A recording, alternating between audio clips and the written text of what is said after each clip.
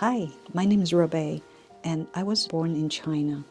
I've lived in several different parts of China and learned to cook many different styles of Chinese food.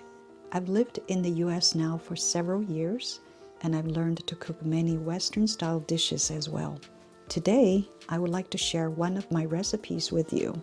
So please have a seat and welcome to Auntie Yum Yum's kitchen.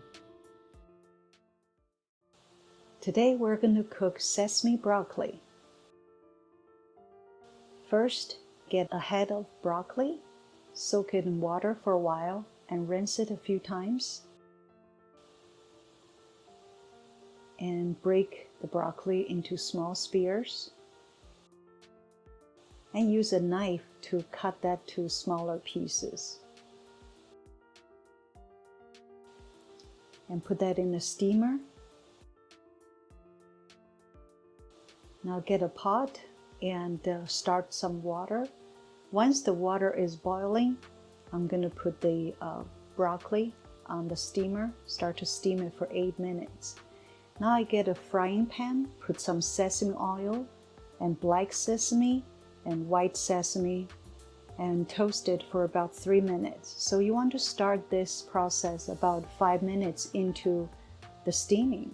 So by the time your broccoli is done, your sesame should be nicely toasted.